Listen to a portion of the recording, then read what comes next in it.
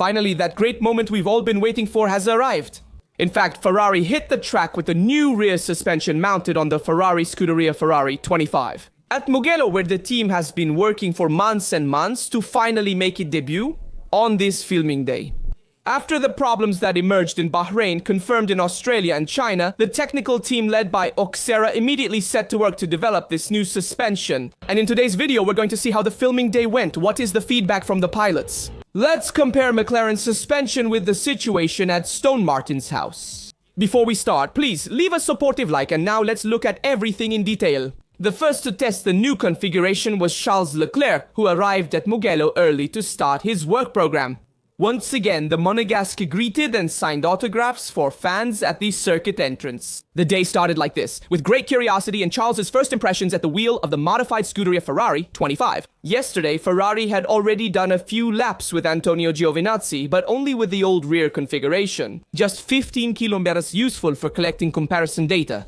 Today, however, the Leclerc ran with the new suspension, keeping the V-shaped rear wing the same aerodynamic configuration that the team has adopted for much of this season. This afternoon, we will also see Lewis Hamilton called to continue the data collection work at the wheel of the updated Scuderia Ferrari 25. The new scheme aims to correct two weak points that Ferrari has been dragging since the start of the season: stability in braking and corner entry. The most obvious change is the revised geometry of the upper arms, a new attachment point to the frame, and a more flexible setup.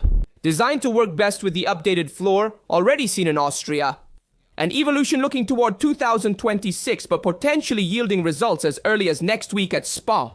The first simulations speak of a potential gain of about a tenth per lap, not a revolution as also seen from Charles Leclerc's simulations. Mugello, with its fast curves and asymmetric variations, is the ideal terrain to understand how the new suspension behaves under stress. Even though the 200 km limit imposed by regulation for the filming day remains, Ferrari has set up the day as a real mini-test. After the first reference laps made by Giovinazzi, the Scuderia Ferrari 25 mounted the new component to compare real-time data with Maranello. That's why they tested the Scuderia Ferrari 23 on the track yesterday, first with Guayujo and then with Antonio Fuoco. Due to unpredictable weather and an unrubbered track, they chose to test the Scuderia Ferrari 23 before the Scuderia Ferrari 25. The numbers seem to confirm what was seen in the simulator, but obviously we have to wait for Spa to get a concrete feedback of the rear suspension. And this is a crucial test for Ferrari because it's the first real update brought by the OXR, who is one of the strongest men, who brought Vasseur to Ferrari, which is needed to make a technical revolution even at the level of kinematics of the suspension, being an engineer expert in kinematics. This is precisely why Vasseur wanted and brought him from Mercedes to Ferrari, because he is the one who can also lift the team and lead it to fight for victories. Given that the aerodynamic load is generated from the bottom, the suspensions play a key role for two reasons. The first allows to maintain a constant ground clearance and therefore develop more load from the bottom. And the second reason is that they allow, also through the arms, to be real aerodynamic appendages to better direct the air towards the diffuser. Oxera's debut comes in a challenging technical context as the Scuderia Ferrari 25 remains tied to the project conceived before his arrival in Maranello. For Vasseur, this is the first call for Vasseur. This is the last call he can leverage on the management. For Serra, it's the first real chance to showcase his impact as a technical director and send a clear message to the team. Today's work, even though limited by the kilometers imposed by the regulations, aims to verify if the new rear suspension of the Scuderia Ferrari 25 EVO will be able to transfer the performance seen from the simulator to the track. The early feedback appears positive, but we must also await a thorough analysis to be conducted in Maranello, because we need to aim to transform the peaks of competitiveness shown in flashes, like in the sprint race in Shanghai, into consistent performance regardless of the fuel track or tires. The test being done shows that Ferrari still believes in the Rossa's potential, which must have shown some promise. And if in the next Grand Prix Ferrari really manages to worry McLaren or at least get closer, the real result will be to find confidence in their own means. An awareness that counts more than any technical update, and that can become the basis for a winning cycle. Hamilton and Leclerc don't just want a few stage victories. The long-term goal remains the title. And Spa will tell us if Ferrari is ready to take this step forward. Ferrari's suspension has received positive feedback from the drivers on the track. The data collected will be compared to yesterday's simulations in Maranello to verify if the configuration has yielded significant results. especially in fast corners, where this suspension aims to optimize the behavior of the Scuderia Ferrari 25, making the bottom more stable to changes in ground height and thus generating more aerodynamic load and making the car even more predictable. It will also be interesting to compare Hamilton and Leclerc's times, as Leclerc will run this afternoon. And if we've talked about Ferrari's rear suspension, we also have to talk about McLaren's front suspension, because we need to understand why Piastri has rejected the update he's using. Lando Norris. At McLaren, the search for the utmost technical detail has led to an interesting novelty on the McLaren 39, a modification to the front pull rod introduced to improve driving sensitivity. But while Lando Norris has decided to adopt it, Oscar Piastri has chosen not to even try it, preferring to remain faithful to the original configuration of his car.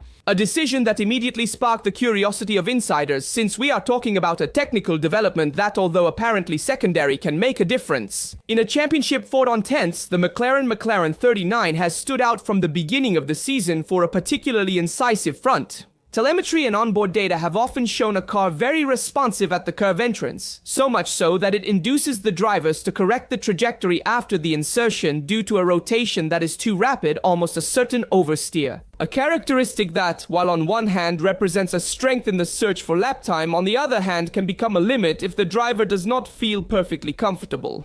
And in the world of Formula 1, where the fight is often decided on fractions of a second, the feeling at the wheel becomes a decisive factor. Andrea Stella stressed this at the season's start.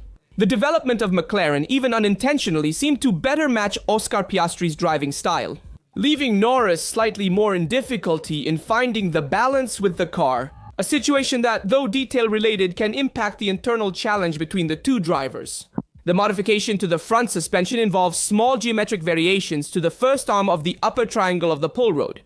An apparently minor change, but enough to alter the sensations that the driver perceives during the cornering phase.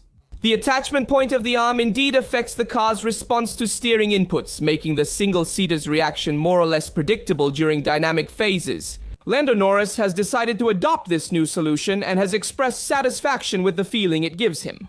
He did not hide that the modification represented a step forward in his driving confidence, while acknowledging that the positive results achieved in the last races do not depend solely on this update. Oscar Piastri opted not to try it, continuing to race with the original setup.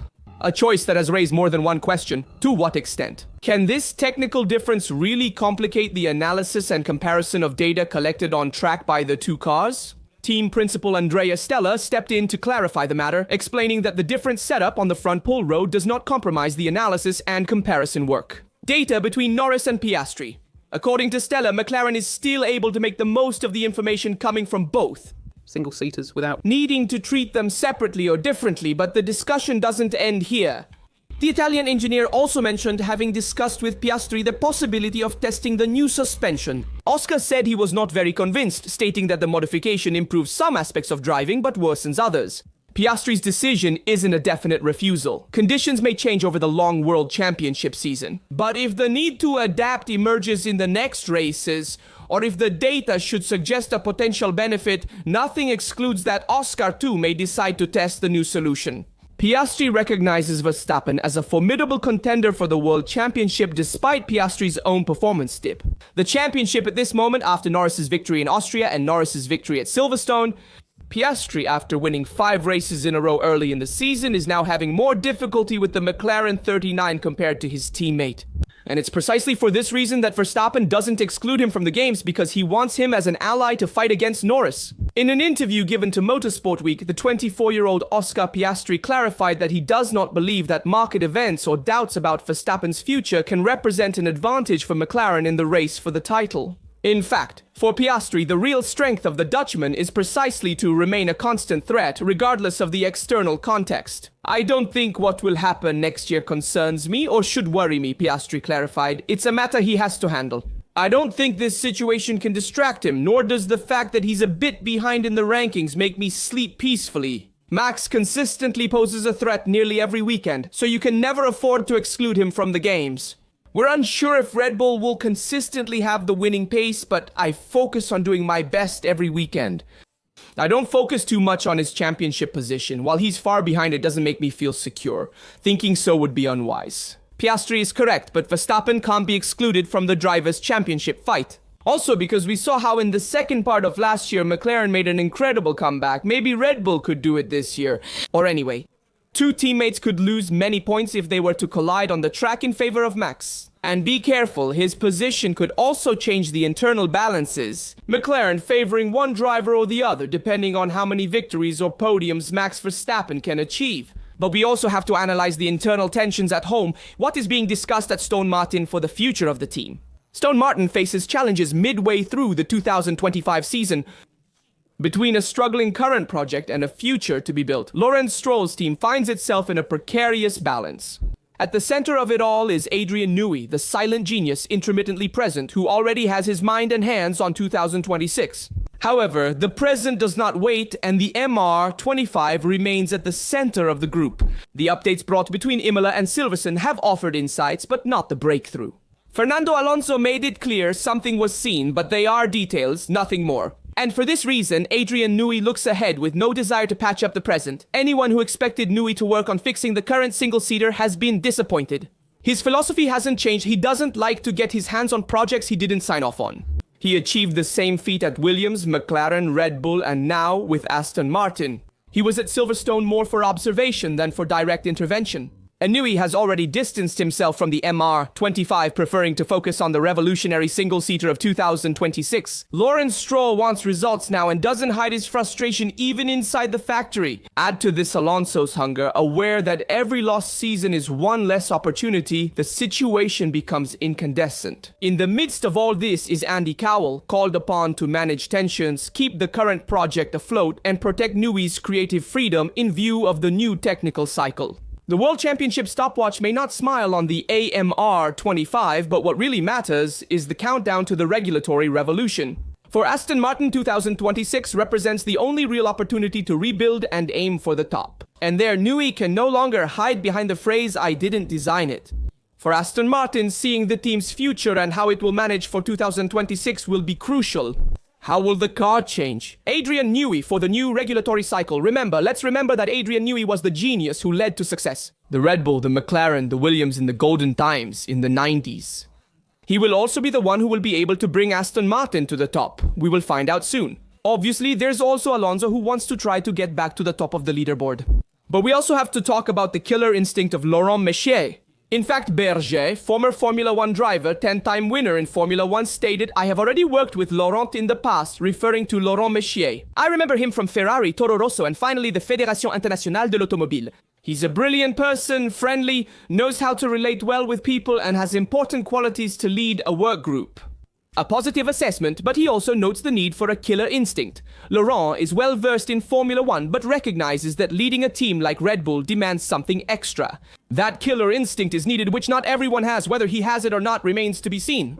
Having said that, I believe his choice was still positive for Red Bull. It's a half-hearted endorsement from Berger, which accurately captures the atmosphere of anticipation and uncertainty surrounding the new leadership in Milton Keynes. And this will be crucial in Red Bull to try to compete with the other teams and regain a bit more value than what has been lost. Verstappen has taken all the value from Red Bull. Without him, the team would be completely lost. So they have to rebuild the team from scratch. Let me know in the comments what you think about Ferrari's test at Mugello, the situation at McLaren, the choice of the new suspension, and the situation at Stonemartin. Remember to like, subscribe, and turn on notifications to stay updated on all Formula 1 and Ferrari news. From Rasaduto, see you next video.